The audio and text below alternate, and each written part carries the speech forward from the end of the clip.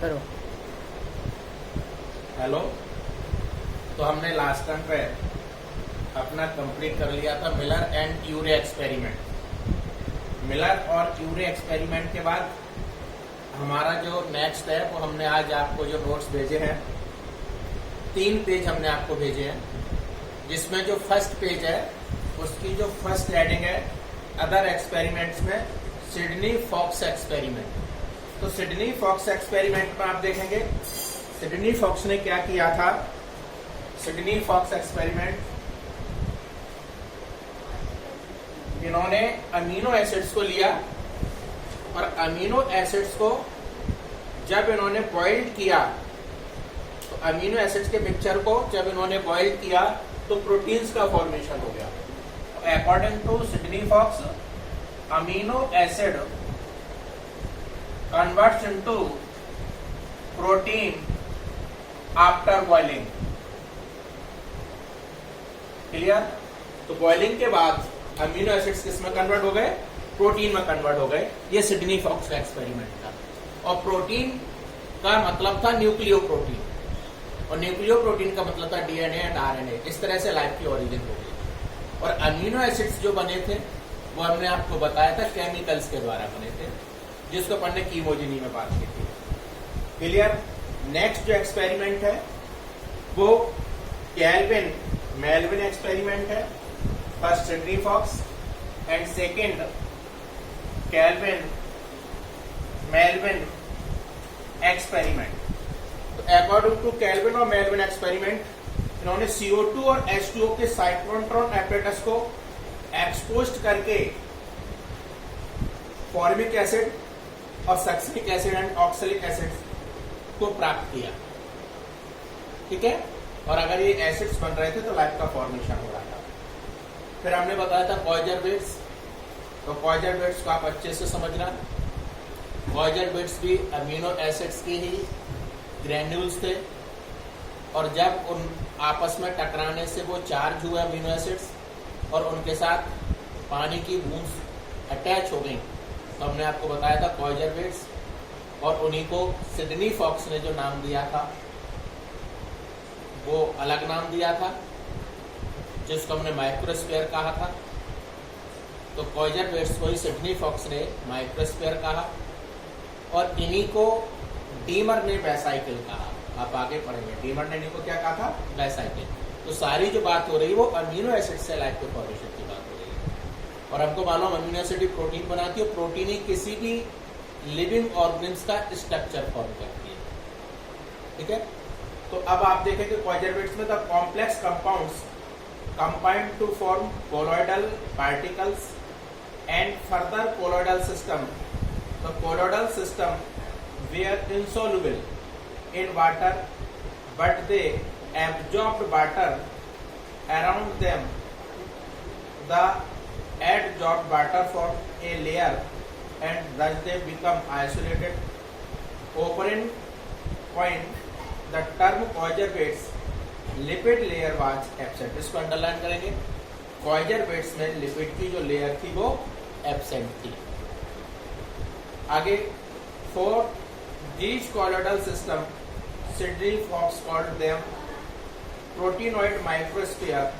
Lipid layer was present. इन्हीं को बाद में चल के माइक्रोस्फीयर कहा गया, और जिसमें लिपिड लेयर है। Origin of first cell, the first non cellular बताया था। जो फर्स्ट जो लाइफ थी वो नॉन सेलुलर थी, बाद में सेलुलर हुई, जिसको हम पहले पढ़ चुके हैं। The first non cellular forms of life could have originated 3 billion years before. The would have been giant molecules like RNA, protein, and polysaccharides. The first cellular forms of life must have appeared about less than 2 billion. जो हमने पीछे table बनवाई थी वहां पर हमने आपको बताया था अर्थ का फॉर्मेशन 4.6 अरब ईयर से वो था। नॉन सेलुलर लाइफ आपने पढ़ी थी 4 ईयर से वो थी, और जो सेलुलर लाइफ आपने पढ़ी थी वो 2 अरब ईयर से वो थी। क्लियर? जहां यदि हम प्रोकैरियोट्स की बात करेंगे तो वो 3.5 थी, और यूकैरियोट्स की बात करेंगे तो 1.5 अरब ईयर से वो थी।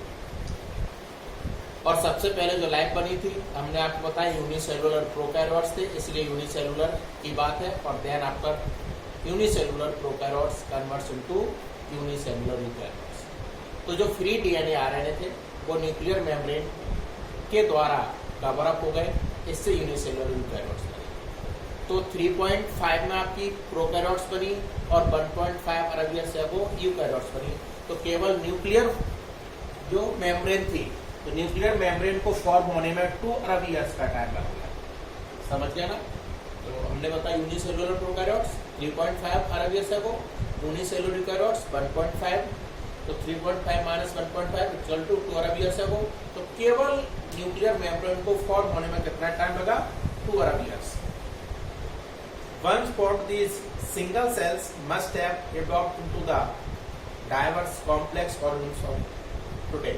पता है हमें जब यूनिसेलुलर यूकैरियोट्स बन गए तो उसमें न्यूक्लियस आ गया, और न्यूक्लियस आ जाएगा तो आपको पता है न्यूक्लियोसाइटोप्लाज्मिक रेशियो मेंटेन रहता है, और न्यूक्लियोसाइटोप्लाज्मिक रेशियो यदि मेंटेन नहीं होगा तो सेल डिवीजन होगा, और सेल डिवीजन होगा तो यूनिसेलुलर यूकैरियोट्स मल्टीसेलुलर यूकैरियोट्स में कन्वर्ट हो जाएगा। न्यूक्लियोसाइटोप्लाज्मिक रेशियो हम एक बार एक्सप्लेन करते हैं। सेल का हैबिट होता है कि जैसे ही फॉर्म होगी उसके बाद वो साइज में इंक्रीज होगी, और साइज में इंक्रीज होगी तो सेल्स के अंदर साइटोप्लाज्म का अमाउंट इंक्रीज होगा। तो न्यूक्लियस का जो कंट्रोल है पूरी सेल पर वो कम होता जाएगा। सेल का साइज ग्रो होने से न्यूक्लियस का जो कंट्रोल है पूरी सेल पर नहीं होगा। तो उस कंडीशन में जो न्यूक्लियस है वो 2 पार्ट्स में डिवाइड हो जाएगा साइटोप्लाज्म को कंट्रोल करने के लिए। तो कैरियोकाइनेसिस हो गई।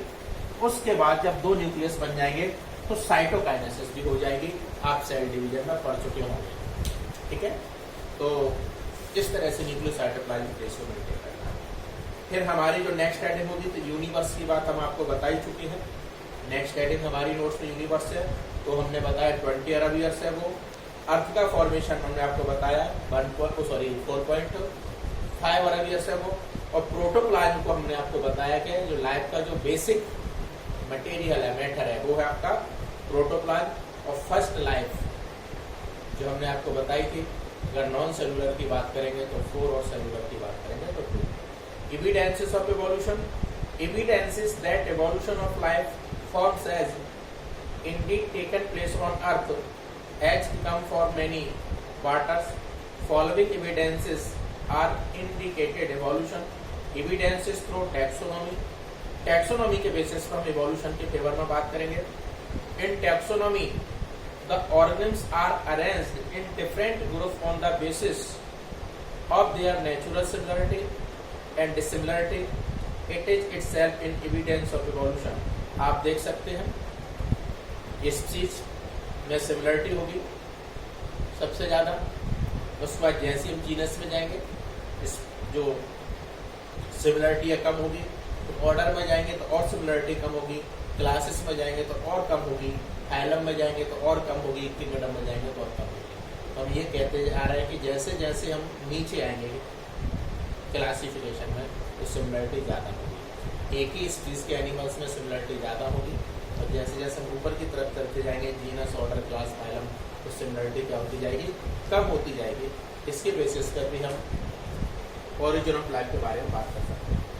नेक्स्ट जो थ्योरी है वो evidences through comparative morphology and anatomy के बेसिस पर बात होती है। इसको आप अच्छे से समझना। होमोलोगस ऑर्गन्स के बारे में बात होगी। तो होमोलोगस ऑर्गन्स आप कह सकते हो those organs which same in origin but different in function. तो इसकी डेफिनेशन आपके नोट्स में लिखी है, हमने आपको 11th में भी इसको एक्सप्लेन किया है। वो ऑर्गन्स जो ओरिजिन में सेम होते हैं बट फंक्शन में डिफरेंट होते हैं, ऐसे ऑर्गन्स को हम होमोलोगस ऑर्गन कहते हैं। और होमोलोगस ऑर्गन की स्टडी को होमोलॉजी कहते हैं। तो यहाँ पे आपको 2 बातें याद रखनी है, एक तो होमोलोगस ऑर्गन और एक होमोलॉजी। तो होमोलोगस ऑर्गन जो ओरिजिन में सेम होंगे बट फंक्शन में डिफरेंट होंगे, उनको होमोलोगस ऑर्गन कहेंगे। क्लियर? और ओरिजिन में सेम, फंक्शन में डिफरेंट। तो आप समझेंगे जैसे ओरिजिन सेम है, फंक्शन डिफरेंट है, तो यहाँ पे origin same but function different. तो डिफरेंट फंक्शन के कारण इनमें जो एडेप्टेशन की पॉसिबिलिटी है वो सबसे ज्यादा होगी। और सही मायने में डाइवर्जेंट है। क्या है ये सही मायने में? डाइवर्जेंट एवोल्यूशन है। और जब डाइवर्जेंट एवोल्यूशन है तो इसमें origin of new species possibility सबसे ज्यादा है। ओरिजिन ऑफ न्यू स्पीसीज तो पॉसिबिलिटी वो सबसे ज्यादा है। इसलिए इवोल्यूशन के फेवर में जो सबसे ज्यादा पावरफुल एविडेंसेस है वो होमोलोगस ऑर्गन के बेसिस पे। हम इसको अपने केस में समझ सकते हैं, हमारे हाथ और पैर ओरिजिन से है बट फंक्शन डिफरेंट है, क्योंकि हाथ का काम ग्रिपिंग और पैरों का काम चलना है, तो जो होमोलोगस ऑर्गन का एग्जाम्पल हो गया। हम बर्ड्स के केस में समझ सकते हैं, बर्ड्स के जो फोर लिम्स हैं वो विंग्स में कन्वर्ट्स हो जाती हैं फॉर फ्लाइंग, तो उनके हैंड लिम्ब और विंग्स। और हमारे जो फोर लिम्ब में बर्ड्स के जो विंग्स हैं वो भी होमोलोगस ऑर्गन का एग्जाम्पल होंगे। तो याद रखना, होमोलोगस ऑर्गन जिसको आप होमोलॉजी कहते हैं इनकी स्टडी को, ये डाइवर्जेंट एवोल्यूशन शो करती हैं। और डाइवर्जेंट एवोल्यूशन का मतलब होता है कि